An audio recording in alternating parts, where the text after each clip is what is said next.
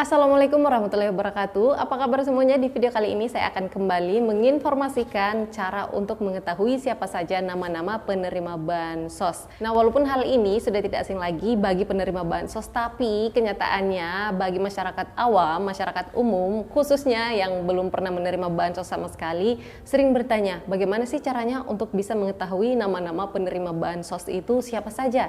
Dan juga di akhir video nanti, sekaligus saya akan memberikan tutorial atau cara-cara untuk bisa mendaftar diri sebagai calon penerima bantuan sosial. Jadi pastikan nonton video ini sampai habis.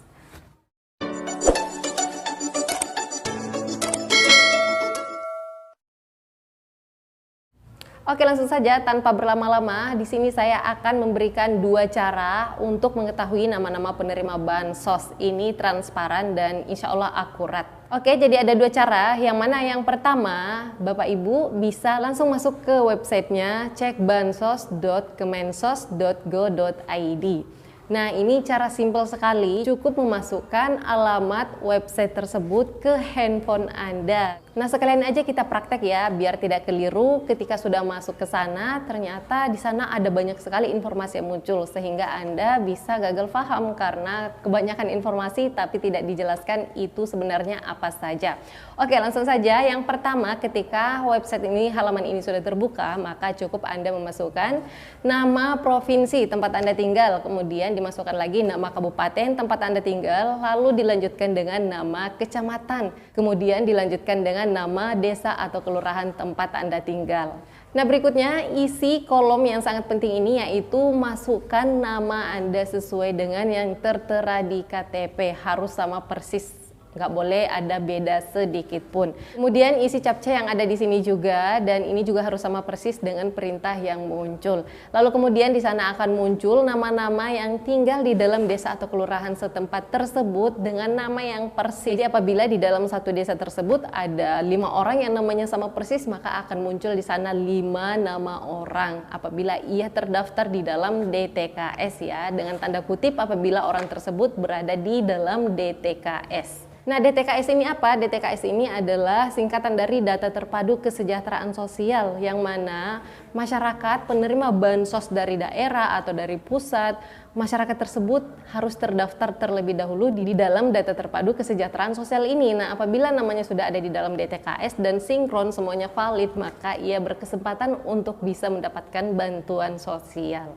Oke, lanjut. Apabila pada saat dilakukan pencarian nama-nama yang muncul di sana ternyata lebih dari satu orang yang sama persis dengan nama Anda, maka yang perlu Anda perhatikan usianya. Apakah usianya sama persis dengan Anda yang berada di kolom ini ya. Dan tentunya jangan menggunakan usia tebak-tebakan ya, tapi harus yang tercantum di dalam KTP.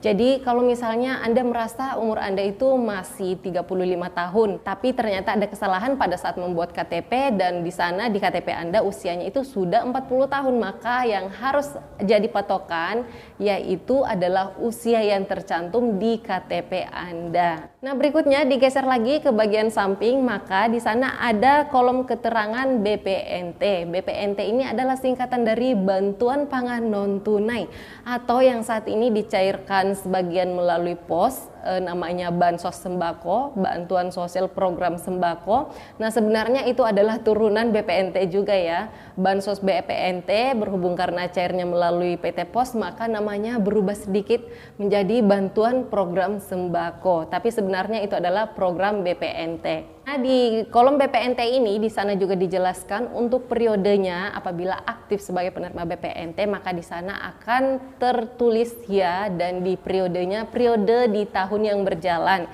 Contohnya sekarang kan bulan Maret ya, jadi di sana harus tertera juga Januari Maret tahun 2023. Nah, kalau di keterangannya seperti ini, artinya masyarakat tersebut itu aktif datanya sebagai penerima BPNT ini. Tapi kalau tahunnya sudah lewat atau bulannya sudah lewat, berarti datanya tidak aktif lagi, hanya terakhir diperbaharui pada bulan itu atau pada tahun itu. Oke, selanjutnya digeser lagi ke samping, yaitu muncul lagi keterangan BST. BST ini adalah singkatan dari Bantuan Sosial Tunai. Tapi di sini Bansos BST ini sudah tidak ada lagi programnya ya, sudah berakhir. Yang mana BST ini pernah booming dikeluarkan pada saat musim pandemi kemarin. Tapi untuk saat ini untuk BST-nya sudah tidak aktif lagi karena untuk anggaran dan programnya sudah selesai. Nah, berikutnya ketika digeser lagi ke samping maka di sana akan muncul lagi keterangan PKH. PKH ini adalah singkatan dari Program Keluarga Harapan. Di sana bisa juga dilihat di bagian bawahnya karena untuk PKH ini masih berjalan sampai sekarang untuk programnya dan baru-baru ini juga sudah disalurkan berbarengan dengan BPNT tadi. Nah, di sana dilihat lagi kolom yang di bawahnya apabila di sana tertera ya, lalu kemudian di sampingnya tertera pengurus. Pengurus ini maksudnya Anda yang tercatat sebagai pengurusnya. Tapi apabila Anda bukanlah pengurusnya atau orang tua Anda misalnya yang menerima bansos, maka di sana tidak ada terisi atau yang kolom pengurus ini biasanya kosong, hanya terisi strip. Nah, selain itu pastikan juga untuk periode PKH-nya ini apakah aktif atau tidak. Apabila KPM ini atau warga ini aktif datanya sebagai penerima PKH, maka di kolom periode akan muncul keterangan yang tahun sekarang yang berjalan yaitu Januari Maret tahun 2023. Tapi apabila yang muncul di situ tahun 2022 atau tahun yang sebelum-sebelumnya lagi, maka artinya itu bansos PKH-nya tidak aktif. Selanjutnya ketika digeser lagi ke samping maka di sana akan muncul keterangan PBIJK. PBIJK ini adalah singkatan dari Penerima Bantuan Iuran Jaminan Kesehatan Nasional. Nah, jadi PBIJK ini atau paling mudahnya yaitu adalah BPJS Kesehatan atau KIS Kartu Indonesia Sehat yang warnanya seperti ini. Tapi yang iurannya itu dibayarkan oleh pemerintah pusat sehingga datanya ada tercantum di sini. Jadi apabila Anda mau ngecek juga apakah Anda penerima BPJS dari pusat, bisa dicek di sini juga. Apabila datanya ada di sini dan aktif di periode yang sekarang, tercantum di bawahnya ya dan di keterangan periodenya periode yang berjalan sekarang, maka artinya BPJS Anda yaitu aktif dibayarkan oleh pusat. Jadi tidak perlu untuk membayar iuran per bulan lagi. Selanjutnya ketika digeser lagi ke samping, maka di sana akan muncul keterangan BLT BBM. Nah, BLT BBM ini adalah singkatan dari Bantuan Langsung Tunai Bahan Bakar Minyak. Nah, ini untuk programnya sekarang sudah habis terakhir di Desember tahun 2022 kemarin.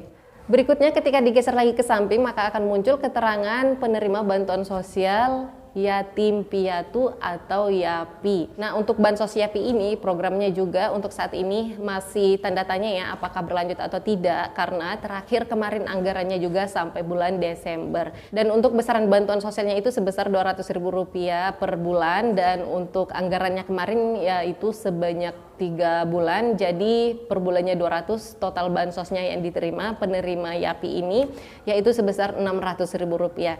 Tapi untuk anggarannya di tahun 2023 ini saya belum mendapatkan informasinya, tapi kedepannya apabila saya mendapatkan informasi mengenai bansos YAPI pasti akan saya update lagi di channel ini. Selanjutnya ketika digeser lagi ke samping maka akan muncul keterangan Rumah Sejahtera Terpadu atau RST. RST ini kurang lebih sama dengan bansos bedah rumah ya atau bantuan sosial perbaikan rumah atau istilahnya di desa atau kelurahan itu rutilahu, rumah tidak layak huni. Nah, itu biasanya bansos ini diberikan kepada masyarakat juga yang memenuhi syarat yaitu dengan dibangunkan rumah yang layak huni dan juga diberikan bantuan sosial modal usaha. Selanjutnya ketika digeser lagi ke samping maka di sana akan muncul bantuan sosial permakanan namanya. Nah, bantuan sosial permakanan ini kemarin mulai berjalan di tahun 2022 yaitu bansos diberikan yaitu berupa makanan langsung diberikan kepada penerima bantuan sosial yang kriterianya termasuk di dalam lansia tunggal atau lansia terlantar yang tidak memiliki keluarga sehingga bansos yang diberikan ke dia yaitu langsung berupa makanan 3 kali sehari yaitu untuk makan pagi, siang, dan untuk malam. Selanjutnya di kolom yang terakhir yaitu sembako adaptif. Nah, sembako adaptif ini juga tidak termasuk di dalam bantuan sosial reguler ya, sehingga dia adanya pada saat ada kondisi tertentu, dan ini juga ditampilkan di sini agar bisa lebih transparan untuk penggunaan dananya. Jadi masyarakat awam, masyarakat umum bisa melihat siapa saja selama ini yang menggunakan anggaran melalui bantuan sosial sembako adaptif.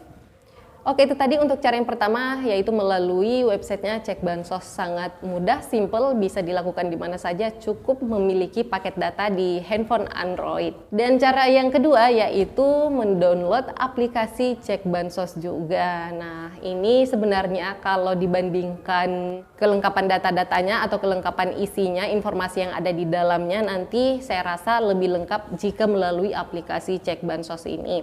Karena di aplikasi Cek Bansos ini Anda juga bisa sekaligus mengusulkan nama-nama penerima bansos yang menurut Anda itu layak menerima bansos tapi belum terdaftar, dengan mengusulkan maksimal 5 orang yang ada di sekitar Anda atau diri Anda sendiri melalui aplikasi Cek Bansos ini agar bisa masuk ke dalam data terpadu kesejahteraan sosial sehingga berkesempatan untuk bisa mendapatkan bantuan sosial. Nah, selain itu Anda juga bisa menyangga orang-orang atau penerima bansos yang ada di sekitaran Anda, yang ada tinggal di desa atau kelurahan yang sama, tapi menurut Anda sebenarnya dia itu tidak layak menerima bansos karena mampu secara sosial ekonomi atau dengan alasan-alasan lainnya, mungkin karena pekerjaannya yang terbilang apa dan sebagainya, sehingga Anda bisa langsung menyangga orang tersebut dengan memberikan penilaian ketidaklayakan kepada penerima bansos tersebut dengan disertai dokumen-dokumen pendukung yang bisa dipertanggungjawabkan. Nah, untuk aplikasi Cek Bansos ini bisa langsung Anda download melalui Play Store atau Web Store di handphone Anda juga, melalui HP juga tentunya ya. Jadi sangat mudah. Tapi yang pertama Anda harus mendaftar akun terlebih dahulu, lalu kemudian Anda bisa diberikan layanan-layanan seperti yang saya jelaskan tadi. Yang terakhir, cara untuk mendaftar diri agar bisa masuk ke dalam DTKS. Nah, menurut keputusan Menteri Sosial Republik Indonesia nomor 150/HK tahun 2022 ini, masyarakat bisa dapat mendaftarkan diri melalui desa atau kelurahan setempat. Itu untuk cara yang pertama. Lalu kemudian bisa juga mendaftarkan diri secara mandiri melalui aplikasi Cek Bansos seperti yang saya sampaikan tadi. Baiklah, itu saja informasi yang dapat saya sampaikan. Mohon maaf apabila ada kesalahan. Terima kasih banyak yang sudah menonton video ini sampai habis. Jika ada pertanyaan, silahkan tulis komentarnya di bawah video ini ya. Sampai ketemu lagi dan saya di video selanjutnya. Wassalamualaikum warahmatullahi wabarakatuh.